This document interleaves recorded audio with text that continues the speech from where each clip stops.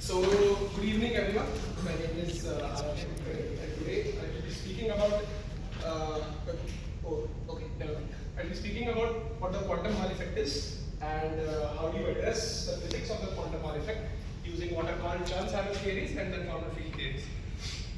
So the flow of the talk will be something like this. I will start with an introduction to the actual phenomenon. Then I will describe why it is relevant to study the quantum Hall effect. After which, I will speak a little bit about the Chern-Simons approach and why that approach is relevant. So, quantum Hall effect has actually been described using microscopic picture as well. But the point is that the microscopic picture has some things that it cannot iron out, which I will address. And we hope that the Chern-Simons and the conformal field theory approach can together iron out these details. And yeah. So, to begin with, the quantum Hall effect is basically the phenomenon observed when I have a 2D sample placed in a magnetic field which is in the z direction. So, let us assume my sample is in the xy direction.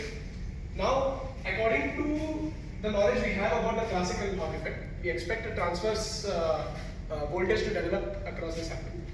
So, quantum mechanical treatment of this problem actually reveals that since there is a transverse voltage, we expect some sort of a transverse conductivity because electrons will be flowing in that direction. And a quantum mechanical treatment of the problem reveals such a plot for the transverse resistivity of the sample and a longitudinal resistivity of the sample. So we see that the transverse conductivity is quantized in steps of integers, as you can see here. And the one very interesting feature about this plot is that it is constant for a plateau of field values, the magnetic field values.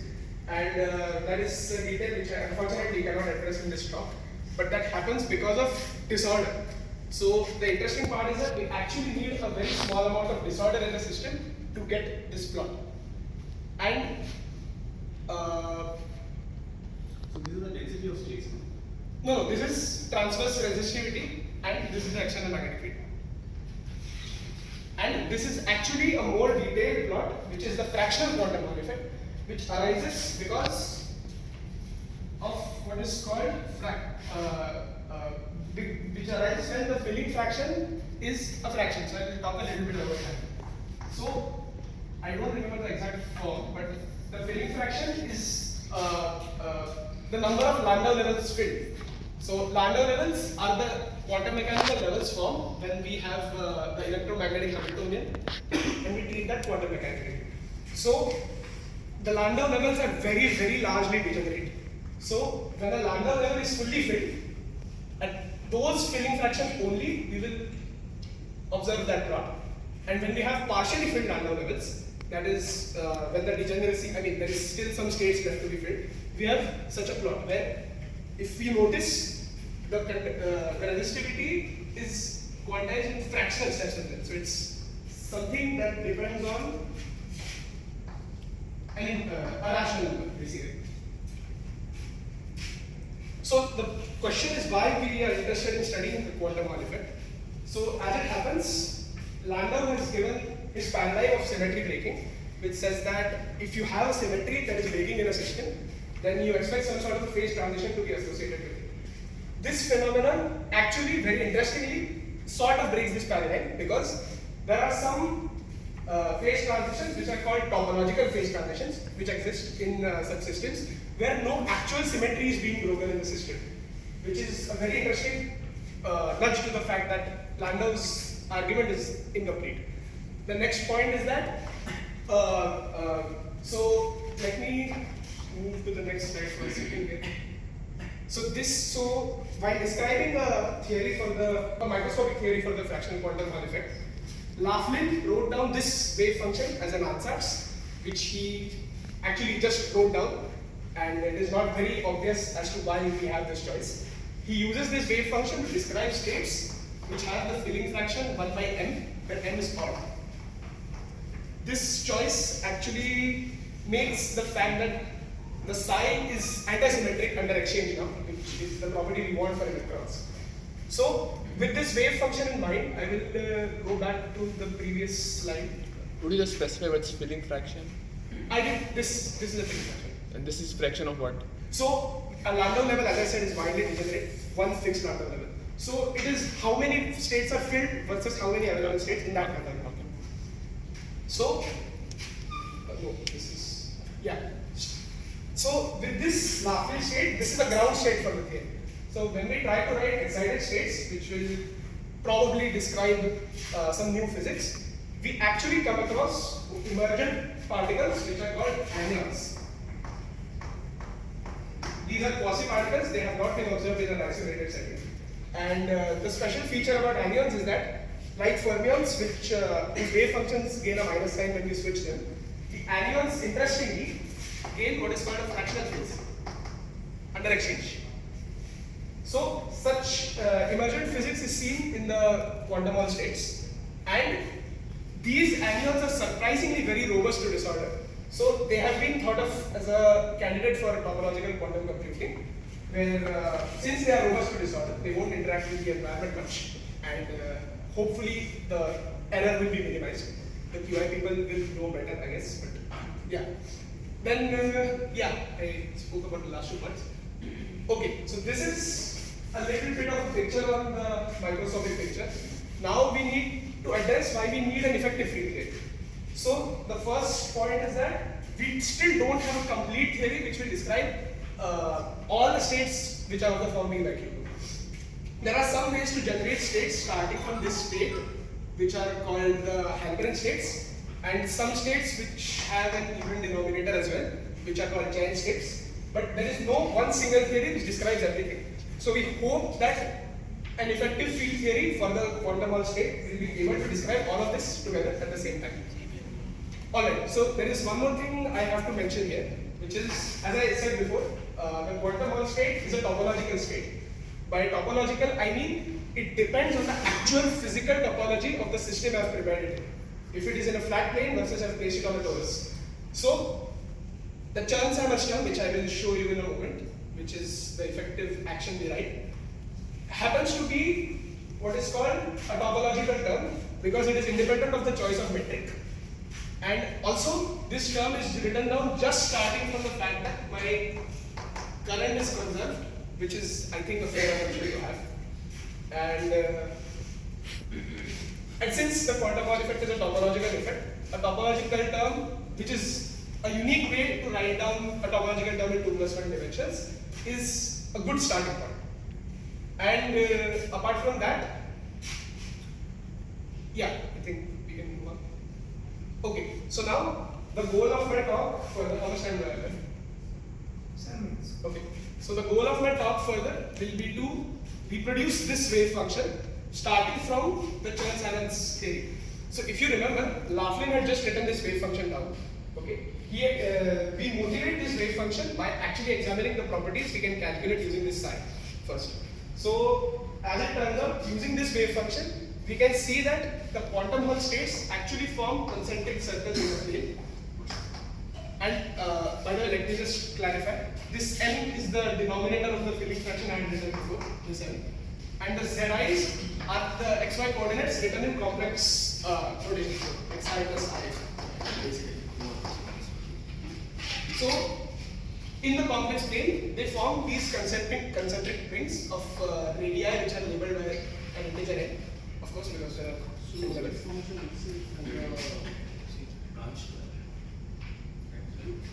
So, right. It's like R to the power n or z to the power n. The rest of the part is normal. That's not a problem. Actually, what happens is the Landau level wave functions are Gaussians which are centered at some value. So this is coming from the Gaussian model, which is fine. And these, I mean, this satisfies the holomorphicity because. But I will Should I go on? Yeah. So yeah, so we want to know. Yeah, so they form these concentric rings in the complex plane, and what else is needed? Okay, I will tell you any other detail that I have missed as I move on. Right. So another feature of this action is that the equations of motion are gauge invariant, which is again a good thing.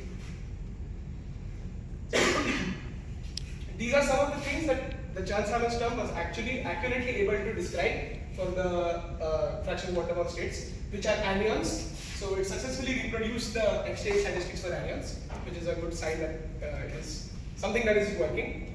Then it also reproduced these Halperin states which I described. So the states which you can produce starting from such a 1 by n state. And so there is another argument which I cannot give due to time constraints, but these the ground state Laughlin wave function is actually what is called incompressible. So by the notion of incompressible, we mean that it is restricted to be in that state due to a certain choice of the Hamiltonian. Yeah. Oh, sorry. Okay. It is restricted to be in that state due to a certain choice of a toy Hamiltonian which you have built, whose ground state this wave function is. So I can't go into that argument unfortunately, but it is incompressibility not in the sense that it is a liquid, but in a sense that it is restricted to be in that state because of the way the Hamiltonian is written. And for similar reasons, since we can ascribe a notion of incompressibility to it, it is also called a quantum Hall product. But that is just nomenclature. Alright, so now I want to describe the physics at the edge of a fractional quantum Hall state. And as it turns out, the edge state admits, of course, I'm writing on an effective field theory, so I'm interested in low energy excitations. So the low energy excitations that live on the edge are actually scalar fields in 1 plus 1 dimensions. So now I will give you a brief overview of the calculation we have to do to come up to the Laughlin wave function starting from the Chern-Simons term. So when we vary the Chern-Simons term, we have this second term which we ideally throw to 0, arguing that it is a boundary term. But in this case, we cannot throw it to 0 because we actually want the state of physics at the boundary. So there is a gauge choice we do for A, this A, which is this. And honestly, I don't have enough motivation for this gauge choice because after making this gauge choice and doing all the calculations, whatever we received was working. So I don't have enough motivation for this gauge choice, unfortunately.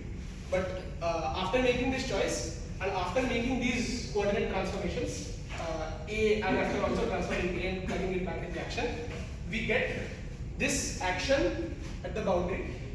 And the equations of motion of phi, once we obtain them, we can define a quantity rho, which is, as I've written there, 1 by 2 pi times del phi del x. And rho satisfies an equation of motion which looks like a first order wave equation. So something like this. I think the dimensions are, yeah, something like this. Now, it can be seen that only solutions which are of the form rho of x plus vt satisfy this equation, and solutions of this form do not satisfy this equation. So, the degrees of freedom at the edge are called chiral modes because they only move in one direction because of this sign. Yeah. Okay. So they don't get reflected from the edge. No, they are living strictly on the edge, so they are moving in this way. And what does this? Circular periodicity. Not necessarily circular, depends on how it's prepared or state. So, I mean, it is periodic, of course, but it can also be a square, so we just move this way. But is it close to? It is a good, yeah. The edge of the sample, I can say. How is the direction decided? That it would be right-handed or left-handed? This sign of field. But then there is predetermined direction Yeah. on the sample. From the equations of motion, you will get one of They're the not parity sort of symmetry. This is not there. But only one of them is. Yeah. Yeah. Okay, so No, root x of minus vt is also. no, only x plus vt, sir. Because minus g gave the minus k, which is not in the equation. Okay. So when we try to canonically quantize this Chern-Simons term, we will see that phi actually obeys canonical commutation relations. And this is a telltale sign of the fact that phi is a bosonic field. So we have a bosonic field on the edge, and actually rho turns out to be the charge density at the edge. That can be seen from a long argument when we rewrite this action in terms of rho and see that we get a term of this form, which when we open, the component of J0 couples, so the way component of by J0 couples with A0 will tell us that rho is a charge density at the edge. Okay. With this bosonic scalar field at the edge, we actually want to describe electrons in the end because physics has electrons in it. So we define an operator psi, which is the normal ordering of exponential I and phi. So now the first thing to check is if this operator is fermionic, and it does turn out to be fermionic because it obeys anti-commutator relationships with it's tied up. Oh damn, okay. I have a lot of things left actually.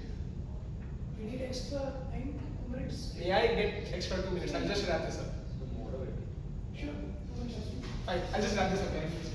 So this psi actually turns out to be fermionic because it obeys anti-commutator relationships with itself, and its commutator with the charge density returns. So the dagger of this operator, I'll write it here. Its commutator with the charge density returns this with a positive sign, indicating that it's producing 1 unit of charge. Thus, now this I don't have the time to elaborate. This is just an identity I'm using without proving.